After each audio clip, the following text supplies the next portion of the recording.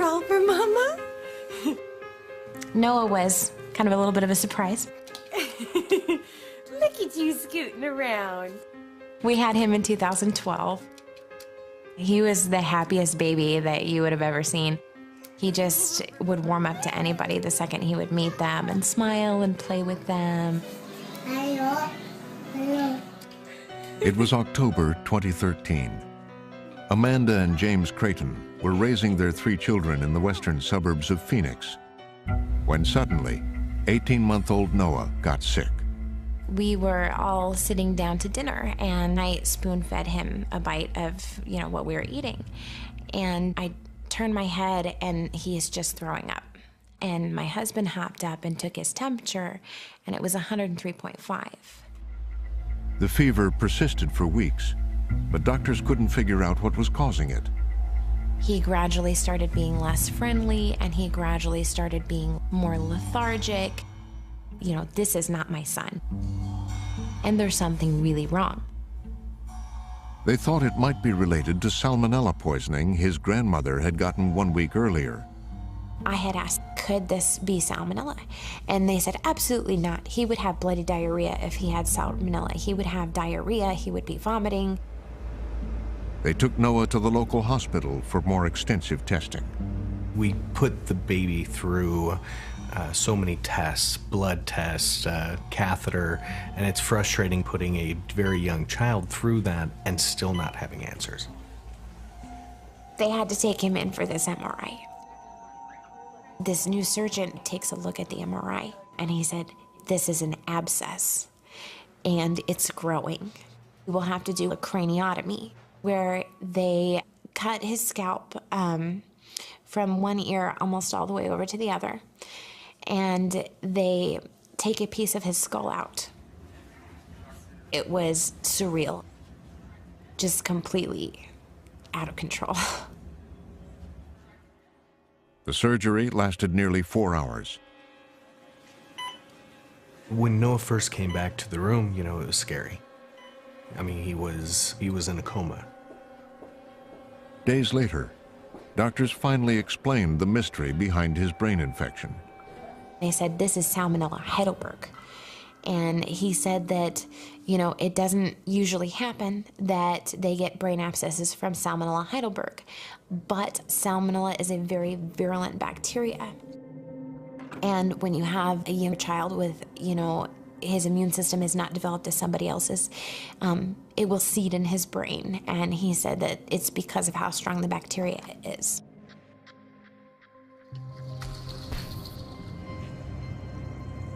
Correspondent David Hoffman came across Noah Creighton's story while investigating dangerous new bacterial threats. Over the last 3 years, we've reported on deadly infections at the nation's most prestigious hospitals. Could you give me just a tube fixator for... The rise of antibiotic resistance. Resistant, Both in humans and in animals.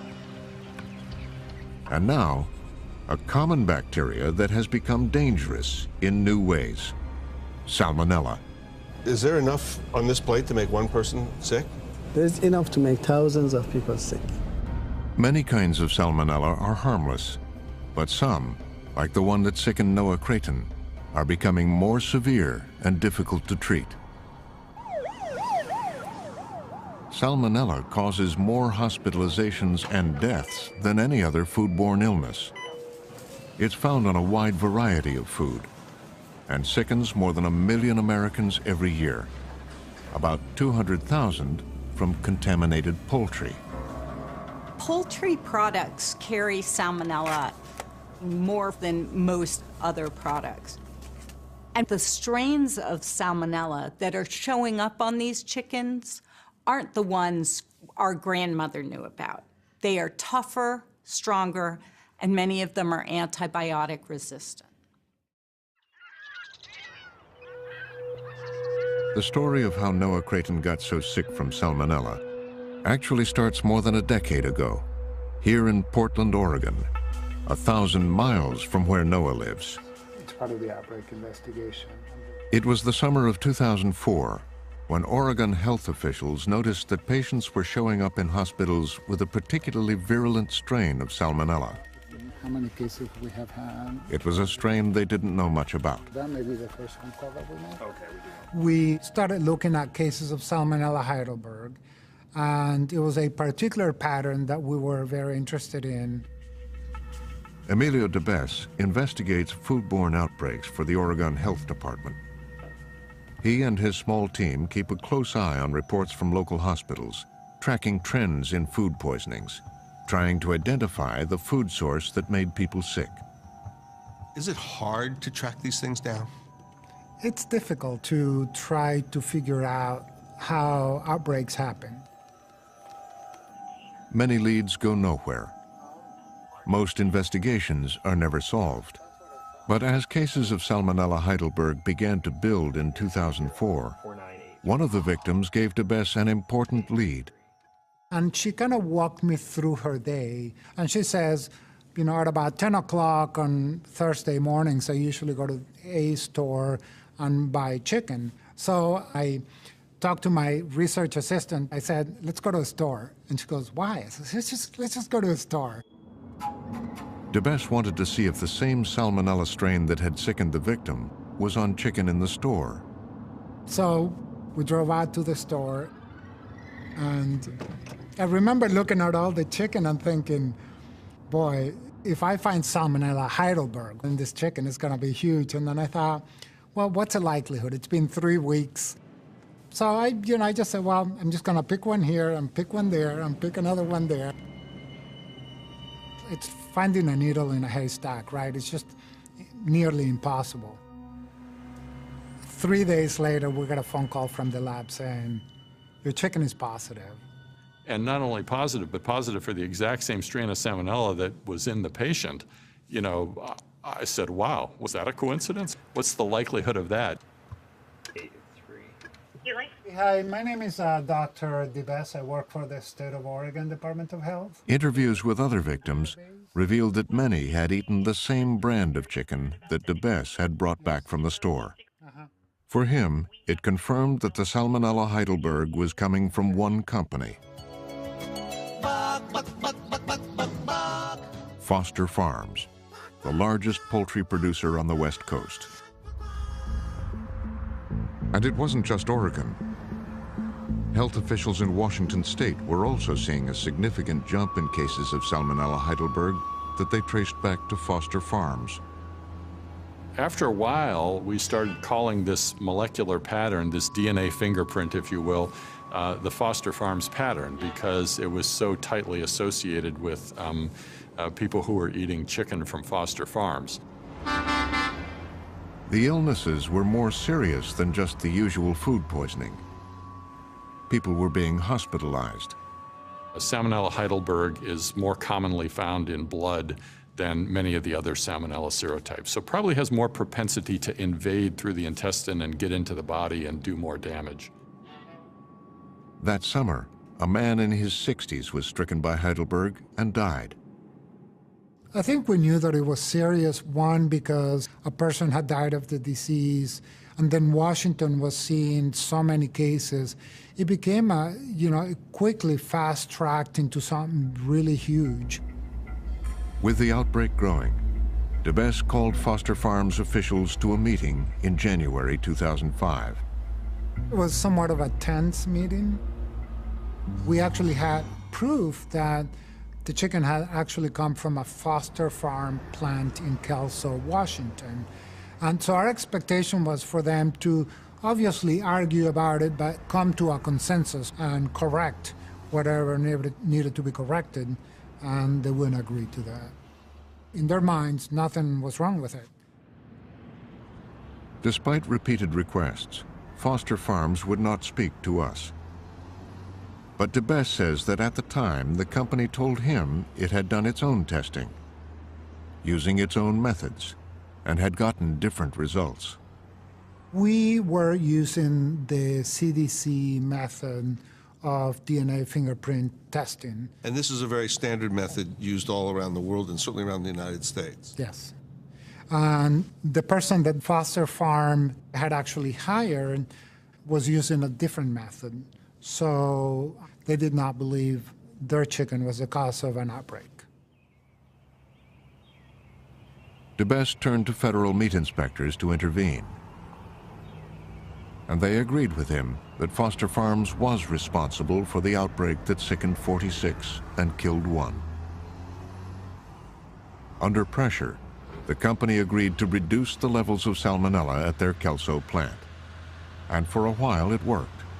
By the spring of 2005, DeBesse and his team were seeing fewer illnesses from Salmonella Heidelberg. The outbreak was over. The outbreak was almost over. Foster Farms chicken gets to the store in 48 hours or less. Foster Farms has built its reputation on healthy, wholesome chicken, with an ad campaign that emphasizes freshness. You know if this flight is less than 48 hours? California grown and delivered fresh within 48 hours. Foster Farms, always natural, always fresh. What started as a backyard turkey farm in 1939 has become a $2 billion industrial operation, where the company controls virtually all aspects of the business, from the hatcheries to the chicken in the package. This kind of growth and consolidation has been common throughout the poultry industry. One of the things that's happened in the United States around food and food production is that it has gotten a lot bigger and more industrial. So whereas 50 years ago we might have seen outbreaks that happen, they would be relatively local. Now when we see outbreaks, we often see cases that are in many, many different states. So I think not only the scale of production, but the scale of distribution has meant that if some product is contaminated, it has the potential for affecting much broader number of people in a much broader geographic area. The dangers of widespread meat contamination were first brought home to consumers and regulators in 1993. This is King 5 News, live at 6:30. Good evening again. Another child has died of E. coli poisoning. The major medical catastrophe, this E. coli outbreak. A bacteria called E. coli 0157 had sickened more than 700 people across the West. Most of the victims ate undercooked, contaminated hamburgers from Jack in the Box restaurants. 4 are in critical condition. 10 are hooked up to kidney dialysis machines. Every day, a small child fights to live. It really was a war zone here. And I think Jack in the Box was that crisis moment for the public, realizing that this quintessential American meal, the hamburger, could kill kids. The legal battles have just begun. Bill Marler became the lead attorney in the case against Jack in the Box. 4 children died.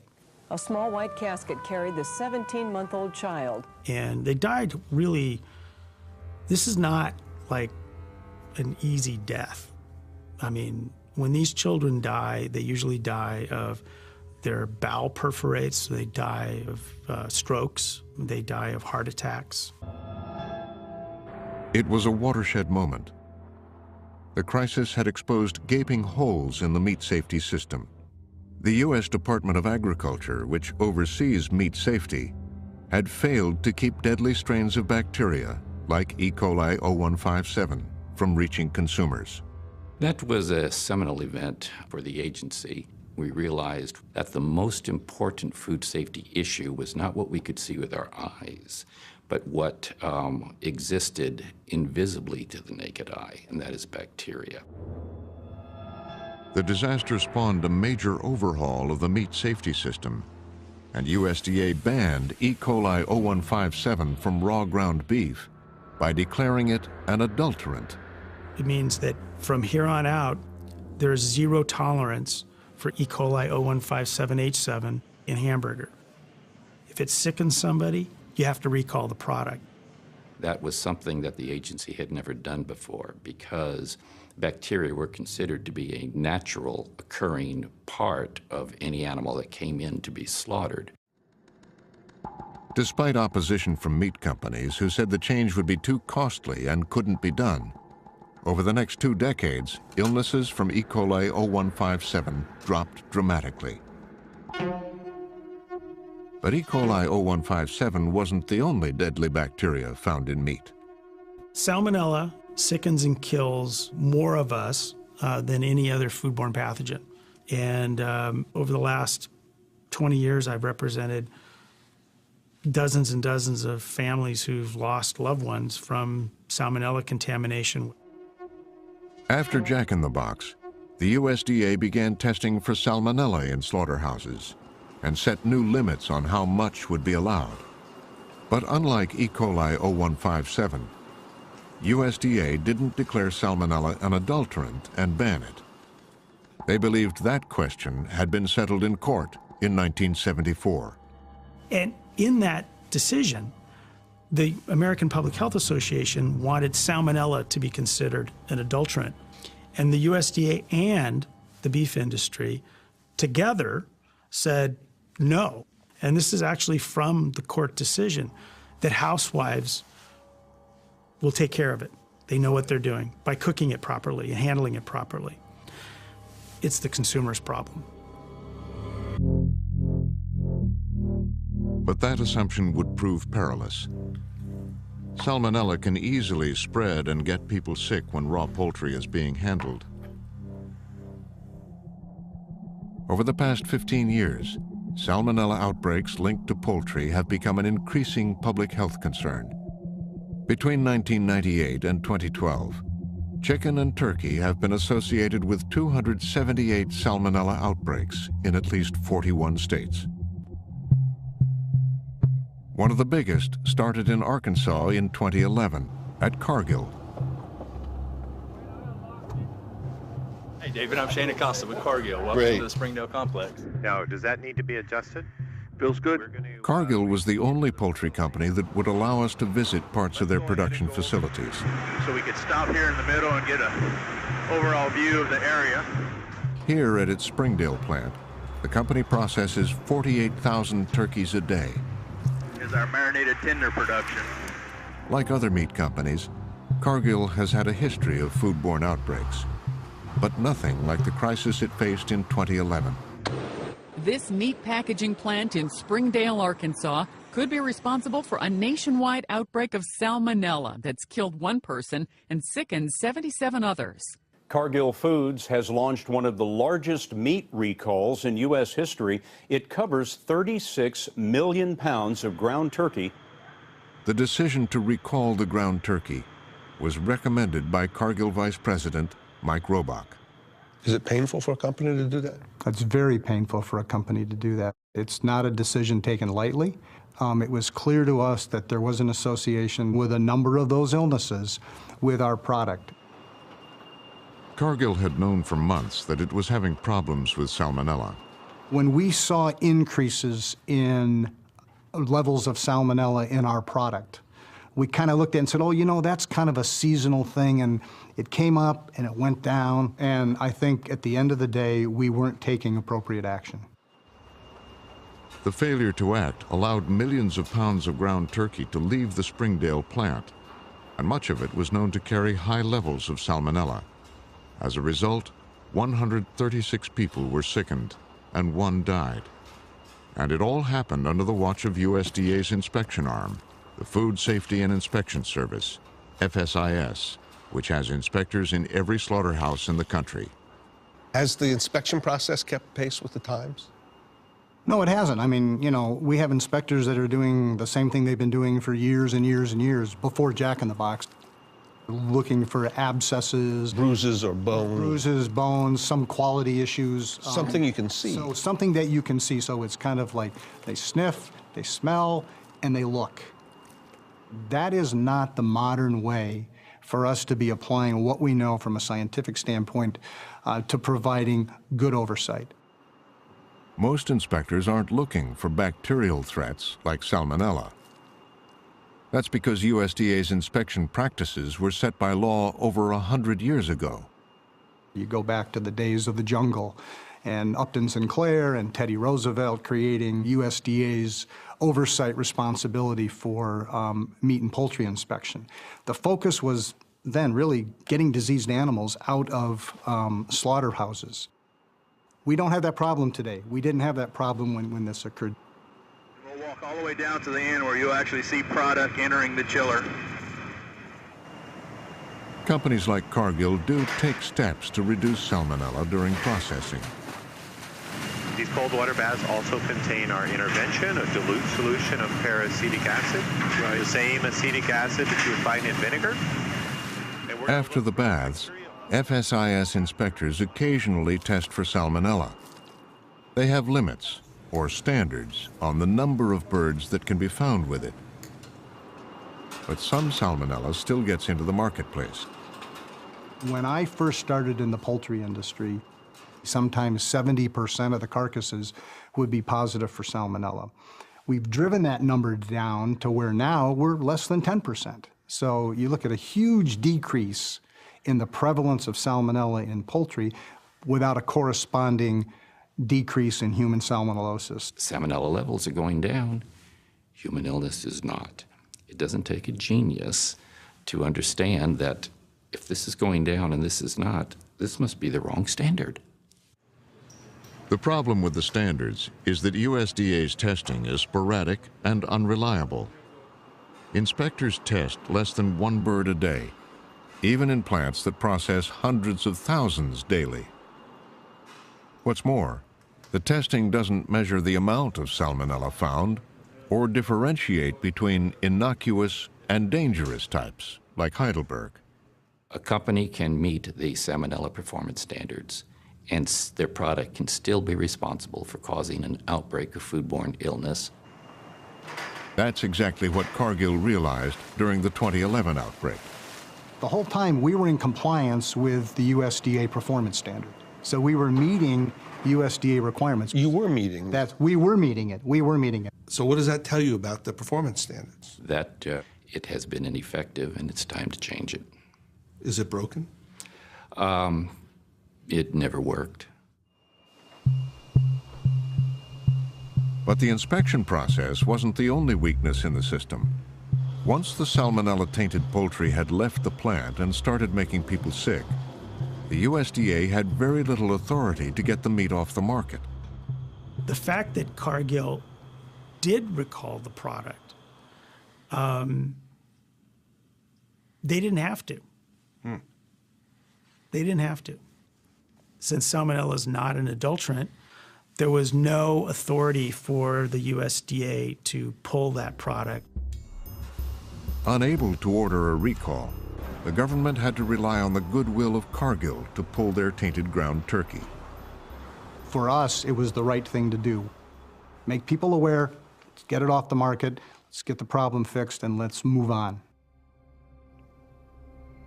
Cargill overhauled its salmonella controls, and within 4 months, the government declared the outbreak over. But the threat of Salmonella Heidelberg wasn't gone. By 2012, back in Oregon, state health officials were seeing a familiar pattern.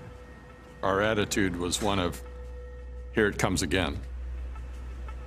The Salmonella Heidelberg was back. Historically, it would be 2 to 3 years, and then again, and 2 to 3 years, it would be then again. So were we expecting it? In the back of our minds, we were. The contamination was traced to 2 Foster Farms plants, including the one in Kelso, Washington, that was linked to the 2004 outbreak. But this time, it was worse. The case counts went way up, higher than anything we'd seen in 2004 or 2009. By August, 35 cases of salmonella poisoning had been officially reported. And if you know anything about disease reporting, you know that most people with salmonella don't go to the doctor. So you can typically multiply any salmonella number that we get by something like 30 to get the true number of cases out there. And there was a new alarming development. Some of the Heidelberg was resistant to crucial antibiotics. And that makes it much more difficult to treat. And then the virulence of the strain, if people get sick with it, they're more likely to get severe illness, and that severe illness is going to be less susceptible to antibiotics to be treated. That's sort of a double whammy, if you will, that makes it doubly dangerous. That to me was probably that switch, in which I said, there's a bunch of blood infections here. This is not our usual salmonella and a little bit of vomiting and diarrhea. This is more severe. These people are getting hospitalized. Something needs to happen here. By September, the case count hit 65. By January 2013, it was over 120. and cases were showing up in other states, like California. State health officials began pressing FSIS to make Foster Farms clean up the contamination. But it wasn't so simple. FSIS is telling us that we have people in the facility and the company is meeting the targets that we set for them. And that's why, you know, they couldn't take any action. And our response, of course, is, well, I don't know why a product that's meeting your requirements is able to cause so many cases of illness, but these are the facts. Did you ever urge them to take actions such as pushing for a recall? We suggested recalls to them and weren't successful. A 6-month-long outbreak of about 100 cases of salmonella has prompted health officials in Oregon and Washington to warn people about improperly cooked chicken. The State Department of Health says that a, quote, great majority of this strain of salmonella came from Foster. Everyone is being cautious, but there is no recall in place. What you're seeing now is an example of a system that is not working well. And when people don't want to do what we think is a responsible thing, the question is, what are the authorities to compel people to do the right thing? And that's where the breakdown is. By fall of 2013, new strains of Salmonella Heidelberg were hospitalizing scores of victims and spreading from California to more than a dozen other states, like Arizona, where it would eventually sicken Noah Creighton. I had a nurse tell me, you know, when we first realized that he had an abscess, she said, I cannot believe that he's still alive. So there are a lot of papers here. As Noah was recovering from surgery, his parents got the DNA test results showing where the salmonella had come from. The S. Heidelberg outbreak associated to Foster Farms chicken. Once again, it was Foster Farms. Though Noah is getting better, the Creightons claim that his nightmare could have been avoided, and they're pursuing legal action against the company. Foster Farms were well aware of this chicken potentially making people sick long before October. So if they would have instituted a recall in the beginning when people started getting sick early in the year, then my son would have never gotten this. My son would have never gotten sick. Still, Foster Farms has not recalled any chicken. The poultry company says its products are safe to eat if properly handled and fully cooked. With no recall in place and people continuing to get sick, officials at the CDC in Atlanta were on full alert. Currently, at this point, ORPB is following 25 different illness clusters, 1 E. coli, 1 Listeria, 1 Campylobacter, and 22 Salmonella. So that's sort of our snapshot for the last week. They track foodborne illnesses nationally and see outbreaks every week.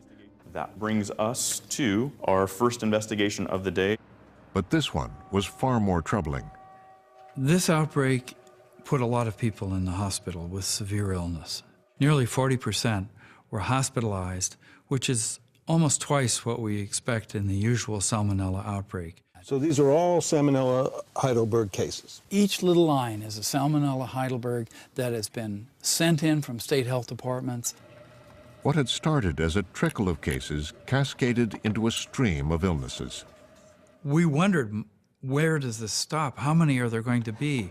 This was really taking us into new territory. They turned to investigators at FSIS. We'll have to analyze those trends. Dr. David Goldman is the point person for FSIS on foodborne outbreaks. The interviews of the patients told us repeatedly it's Foster Farms predominantly, not in every case, but most of them mentioned Foster Farms. I think about 80% said that. What was confounding was that Foster Farms had been meeting the Salmonella standards in 4 plants that were suspected of causing the outbreak. I think Foster Farms had passed all of their sets in terms of the performance standards we had for whole chickens. So in plain language, Foster Farms had been performing according to our expectations. The agency's own internal data show that government inspectors failed to find any sign of salmonella inside these 4 Foster Farms production plants between 2010 and early 2013. More than 500 samples had been taken. Not one was positive for salmonella. And yet people were still being sickened. At the time outbreaks are happening. There was an outbreak in 2012 in Oregon and Washington. A big outbreak starts in 2013. Do you think that there was really no Salmonella for 3 years before that? I think what we learned in this particular outbreak is that it's not detectable, perhaps, at the time we test, or, you know, given the concerns about, or the questions about techniques. There was another reason FSIS hadn't found Salmonella. They had been looking in the wrong place. When we were talking to sick people, we were asking them, what kind of chicken did you eat? Where did you buy it? And what was it? Was it a whole carcass? Was it thighs or breasts? Why is that important? Most of the regulatory attention and most of the industry attention has been focused on reducing contamination in the whole chicken carcasses. But there's been little attention focused on chicken parts.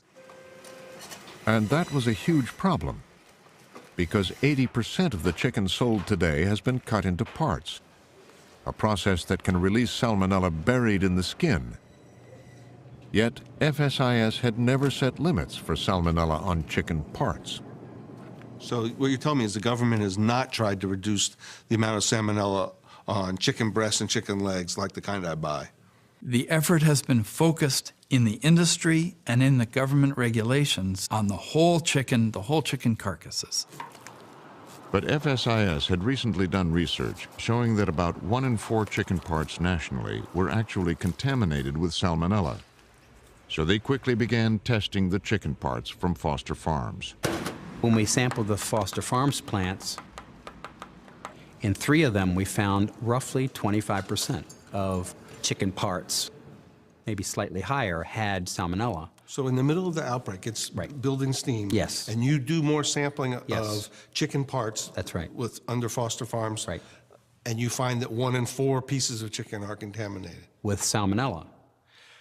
Predominantly Salmonella Heidelberg, and more than that, most of them had the outbreak strains. So we had very convincing evidence to us that this plant was, or these plants, 3 of the 4, were producing products that had Salmonella Heidelberg, and many of which, most of which, contain the outbreak strain. So you get this pretty convincing evidence.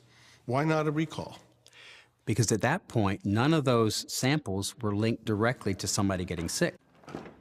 What they needed to find was a victim that still had an unopened package of chicken with the exact same strain of Salmonella that had sickened them. Nearly an impossible task. We were missing that straight line, that direct line of evidence that would have made it possible for us to request a recall. Soon, they thought they'd found it in San Jose, California. In September 2013, Rick Schiller came down with a bad case of food poisoning, and then one night woke up in real trouble. We go to bed about 3 o'clock in the morning. I move just a little bit, and it's such unbearable pain. And I pull the covers back. My right leg is about 2 to 3 times the normal size. It's like a balloon about to pop. And my fiance freaked out. And I'm literally just screaming out. And she says, "What do you want me to do?" And I said, "Just get ready and get to the car." It's the most excruciating pain I've ever had in my life. Doctors immediately tried to relieve pressure by removing fluid from his knee. And when she pulled on the syringe, just filled with like meat, a meat-type substance, and she says, "Something's seriously not right here." While lying in his hospital bed, Schiller got a call. And it happens to be my regular doctor. And he says, "Do you realize you have Salmonella poisoning?" The Salmonella had triggered a severe reaction in Schiller's knee, and DNA testing confirmed it was one of several strains of Salmonella coming from Foster Farms. In time, the company would reach a settlement with Schiller. But it was after he went home and recovered that Schiller's case took on special significance. A health official contacted him to find out where he buys his chicken. His credit card showed that he'd been to the supermarket just before getting sick, where he'd purchased 2 packs of Foster Farms chicken. She said, "Did you consume both?" And I said, I didn't consume both. And she said, well, what happened to the other pack? And I said, it's in my freezer. It seemed to be the breakthrough FSIS had been hoping for. If the pack in the freezer had the exact same strain of Salmonella that sickened Schiller, it would be the direct evidence FSIS needed to request a recall. But when they tested it, in this case, it didn't quite match. Yes, it was produced from the plant and was associated with this outbreak, but it was a different strain. So this is one where we thought we were close, and it didn't pan out. The unopened package in the possession of someone who's gotten sick is called the gold standard. It's the undeniable proof that the contamination didn't happen in the consumer's home. In this case, it's ridiculous. You have people all over 26 states who are getting sick from the same product. You didn't need that level of proof. instead of requesting a recall, FSIS issued a public health alert about the trouble with Foster Farms chicken. And with the crisis spreading, the agency demanded that the company devise a plan to reduce its salmonella levels, or it would pull its inspectors. I just wonder at this time, here we are in the fall, there are hundreds of people getting ill. The hospitalization rate is nearly twice normal, but this stuff is still being sold. People are buying it. Right. Is that the way it should be?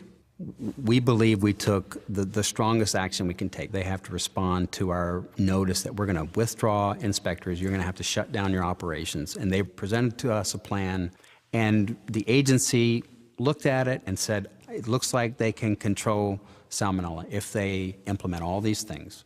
If I'm clear, you did not cause any withdrawal of product That's from right. the food chain We from did not. commerce. We did not. Which is part of your charge, right, is to keep the stuff from getting out there. That's right. And you didn't because you were still pursuing that match. That's right. But then, an unexpected development. For now, no operations at this Foster Farms plant, with the USDA shutting down the 250,000 square foot facility in Livingston. 10 months after the outbreak in California had started, FSIS finally shut down a Foster Farms plant, but not because of salmonella. Was closed this morning because of a cockroach infestation. A lot of customers are understandably worried, and so they have closed it down. Why cockroaches and not salmonella? Why close a plant over cockroaches? Cockroaches, infestations of any pest, can bring in pathogens, salmonella, or other things that could contaminate the environment, could contaminate products. It just sort of shows how ineffectual they are. Because salmonella kills people. Salmonella sickens people. Salmonella puts them in the hospital. Cockroaches are kind of gross, but I've never seen a salmonella outbreak that's ever been definitively linked to cockroaches. Although Foster Farms would not speak to us, it issued a statement saying that it regrets any illness that may have been associated with its products. It has invested $75 million in its facilities and says its salmonella levels are now significantly below those of other companies. Foster Farms could say, but we're following the law, which they are. We have our USDA inspectors in here, and we are not selling any product that is not allowed in the United States, and they would be correct. So the gap really is, in my mind, when we identify a product such as the Foster Farms chicken, which has caused now multi-state outbreak going over months on end. More than a year. Right, with a large number of cases and hospitalization, that there hasn't been a more active response to this particular outbreak. We obtained FSIS enforcement records for Foster Farms over the past decade. There's some documents that we found in our research that said that Foster Farms... After the 2004 outbreak in Oregon, FSIS sent Foster Farms a warning letter, noting that the company had failed to effectively control salmonella and that its hazard control plan didn't even list salmonella as a health threat to worry about. Salmonella, a hazard not reasonably likely to occur, is what Foster Farms wrote in their plan. How can that be? It shouldn't be. They should have accounted for it, and they should have done something more than what they did. The records show that Foster Farms itself was aware of a dramatic increase in Salmonella Heidelberg back in 2004. I guess the question comes up looking at all this. Where was the agency? Well, I think, again, I'll try to answer this. If they had an outbreak in 2004, we had that letter that you just read, and it says, we expect you to make some changes, and then you have another outbreak 5 years later. Right. And so then we have to ask ourselves, we all have to ask ourselves, did they do enough? Did they do enough? I'm asking you. If they had another outbreak at Salmonella Heidelberg, then I don't think they did enough. And what are the consequences of that? The consequences were probably more letters like that and more expectations on the part of the agency that they make some changes. But the 2013 letter uses the exact same language of deficiency as the 2004 letter. So what that suggests to me is that we recommended that they look at Salmonella and Salmonella Heidelberg in particular as a hazard reasonably likely to occur, account for that in their food safety system, and they did not. And is there some punishment for that? Is there some action? There's no specific action that I'm aware of. Responsibility for overseeing meat safety ultimately rests with the Secretary of Agriculture. The former governor of Iowa, Tom Vilsack.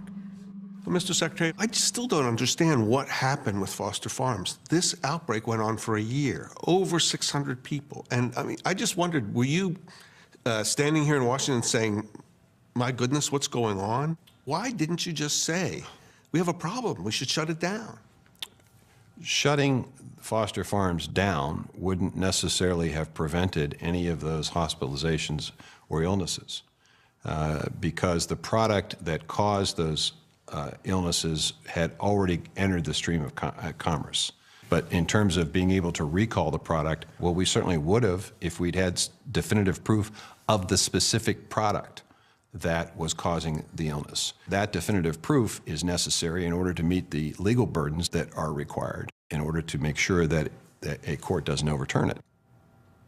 Vilsack says that trying to take stronger action would likely be blocked by the courts, and he points to a 2001 case where the agency was prevented from shutting down a meat plant with high levels of salmonella. The reason? Salmonella is not considered an adulterant. Thank you, Mr. Chairman. Last year, with more severe strains of Salmonella emerging, Congresswoman Rosa DeLauro questioned Secretary Vilsack about the problem. Why does USDA refuse to consider multiple-resistant Salmonella as an adulterant, the same way we do as E. coli 1057H7? We attempted to do what you're asking us to do relative to Salmonella and adulterants, and we were basically told by the court that we did not have the authority or the jurisdiction to do that. I asked Secretary Vilsack in a hearing when he said they didn't have the authority in the hearing. I looked directly at him and he said, well, ask for the authority. Ask us for the authority. Well, we've attempted to exercise the authority, and courts have basically told us can't do it. Ask us for the authority. Well, I'm serious. I didn't realize. We have legislation here we can deal with these issues. Ask for the authority. Thank you, Mr. Chairman. Thank you, Mr. Secretary. Did the Obama administration ask for more authority? No. Why not? I still believe that this is a question of the industry. It's a very powerful industry, and I believe they have a very strong lobbying effort that that USDA is not willing to buck. But the administration points the blame at Congress, which over the years has been unwilling to give USDA more authority.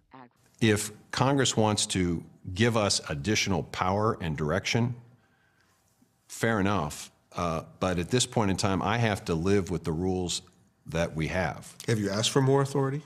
Well, right now, our focus has been primarily on making sure that our regulatory systems are what they need to be.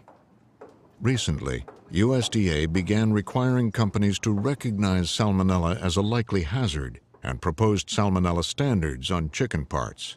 But that doesn't give USDA any more legal authority. That means if a company is producing chicken with salmonella rates much higher than what's allowed under these performance standards, they can continue to operate and they can continue to sell that chicken. We wanted to speak to the National Chicken Council, the industry's main lobbying group, but they declined repeated requests for an interview. The group and many companies have long opposed tighter regulations and efforts to ban any types of salmonella as adulterants. Well, I don't believe that salmonella rises to the level of an adulterant. I don't believe that the mere presence of salmonella, causes a food safety hazard the way the presence of E. coli 0157 does. Even these more dangerous types of salmonella? Even the ones that are more prevalently found in human illness, I don't believe that they rise to that level. Let's make no mistake about what's going on here. It is the failure of FSIS to think about themselves as a public health entity. They choose not to go to Congress and ask for authority, for recall authority, and they choose not to do the basic scientific work that they need to justify calling salmonella an adulterant so they can withstand a court challenge from the industry. That's the failure here. That leaves the burden on consumers to handle and prepare poultry as carefully as possible. I use a meat thermometer when I cook my meat. I use all of the food safety measures. I use antibacterial wipes. Last May, as the Foster Farms salmonella outbreak entered its 15th month, Jennifer Robinson was cooking chicken for her family the way she often does. Say I have the raw chicken on my cutting board. I'll put it into the frying pan, and then I will take everything, put it in the sink, wash it with antibacterial, take the antibacterial wipes, wipe down the countertop, wash my hands with that antibacterial soap. I'm extremely careful. But days later, despite all the precautions, her son AJ landed in the hospital with a bloodstream infection. It's very scary when your child is sick and you don't know what's going to happen. And it's scary when a doctor says we don't know what kind of bacteria this is. Testing would show it was Salmonella Heidelberg, and it matched the Foster Farms pattern. AJ ultimately recovered, but his case would be the turning point in the investigation, because in a freezer in the family's garage, Jennifer Robinson had what FSIS had been hunting for since the outbreak began: an unopened package of Foster Farms chicken with the exact strain of Salmonella Heidelberg that had sickened her son. FSIS had finally found the direct evidence it needed. California's Foster Farms is recalling 170 chicken products. At that point, and immediately at that point, the recall was issued, because then you had the specific proof that you needed to be able to say specifically this product needs to come back. A decade after health officials first found Salmonella Heidelberg problems at Foster Farms, USDA finally asked the company to recall some of the chicken it had sold. The company agreed, but insisted that its responsibility for the outbreak was limited. Foster Farms says only one illness was definitively traced to its chicken, but that it's voluntarily expanding the recall to all products packaged in that period in the fullest interest of food safety. In the end, the CDC says, the Foster Farms outbreak was the largest from chicken in history, spreading to 29 states and sickening 634 people. And this was just one of a dozen salmonella outbreaks associated with poultry in 2013 alone. Since this has happened, some things have come to my attention that are frightening for a mom. So, for example, it doesn't seem like our governmental regulators have much enforcement power over things like this. If Foster Farms is able to say, no, we don't want to recall, because we don't have any hard evidence, then we don't have laws that are protecting us. Even though chicken is causing people to become ill, government is allowing Salmonella and Salmonella Heidelberg to be just part of the chicken equation. And until they just come to grips with the fact there isn't an acceptable level of Salmonella, it's going to remain this way for the foreseeable future.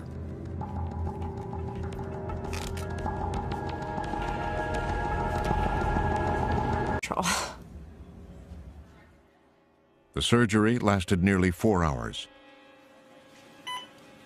When Noah first came back to the room, it was scary. I mean, he was in a coma. Days later, doctors finally explained the mystery behind his brain infection. They said, this is Salmonella Heidelberg. And he said that, it doesn't usually happen that they get brain abscesses from Salmonella Heidelberg, but Salmonella is a very virulent bacteria. And when you have a young child with, his immune system is not developed as somebody else's, it will seed in his brain. And he said that it's because of how strong the bacteria is.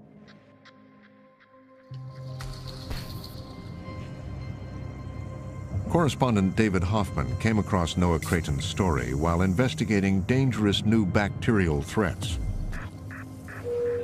Over the last 3 years, we've reported on deadly infections at the nation's most prestigious hospitals. Could you get me just a tube fixator? The rise of antibiotic resistance, Resistant, both in humans and in animals. Break investigation. It was the summer of 2004 when Oregon health officials noticed that patients were showing up in hospitals with a particularly virulent strain of Salmonella. How many cases we have had? It was a strain they didn't know much about. That may be the first phone call that we made. Okay, We started looking at cases of Salmonella Heidelberg, and it was a particular pattern that we were very interested in. Emilio DeBess investigates foodborne outbreaks for the Oregon Health Department. He and his small team keep a close eye on reports from local hospitals, tracking trends in food poisonings, trying to identify the food source that made people sick. Is it hard to track these things down? It's difficult to try to figure out how outbreaks happen. Many leads go nowhere. Most investigations are never solved. But as cases of Salmonella Heidelberg began to build in 2004, one of the victims gave DeBess an important lead. And she kind of walked me through her day. And she says, at about 10 o'clock on Thursday mornings, I usually go to a store and buy chicken. And now, a common bacteria that has become dangerous in new ways: Salmonella. Is there enough on this plate to make one person sick? There's enough to make thousands of people sick. Many kinds of Salmonella are harmless, but some, like the one that sickened Noah Creighton, are becoming more severe and difficult to treat. Salmonella causes more hospitalizations and deaths than any other foodborne illness. It's found on a wide variety of food and sickens more than 1 million Americans every year, about 200,000 from contaminated poultry. Poultry products carry Salmonella more than most other products. And the strains of Salmonella that are showing up on these chickens aren't the ones our grandmother knew about. They are tougher, stronger, and many of them are antibiotic resistant. The story of how Noah Creighton got so sick from Salmonella actually starts more than a decade ago, here in Portland, Oregon, 1,000 miles from where Noah lives. It's part of the Fever persisted for weeks, but doctors couldn't figure out what was causing it. He gradually started being less friendly, and he gradually started being more lethargic. This is not my son. And there's something really wrong. They thought it might be related to salmonella poisoning his grandmother had gotten 1 week earlier. I had asked, could this be salmonella? And they said, absolutely not. He would have bloody diarrhea if he had salmonella. He would have diarrhea, he would be vomiting. They took Noah to the local hospital for more extensive testing. We put the baby through so many tests, blood tests, catheter, and it's frustrating putting a very young child through that and still not having answers. They had to take him in for this MRI. This new surgeon takes a look at the MRI and he said, this is an abscess and it's growing. We will have to do a craniotomy where they cut his scalp from one ear almost all the way over to the other, and they take a piece of his skull out. It was surreal, just completely out of control.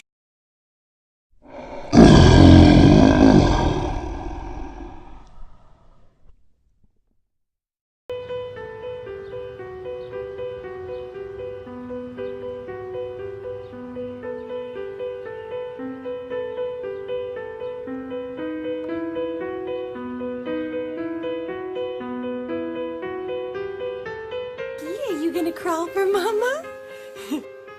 Noah was kind of a little bit of a surprise. Look at you scooting around. We had him in 2012. He was the happiest baby that you would have ever seen. He just would warm up to anybody the second he would meet them and smile and play with them. It was October 2013. Amanda and James Creighton were raising their 3 children in the western suburbs of Phoenix, when suddenly, 18-month-old Noah got sick. We were all sitting down to dinner, and I spoon-fed him a bite of, what we were eating. And I turned my head, and he is just throwing up. And my husband hopped up and took his temperature, and it was 103.5. The fever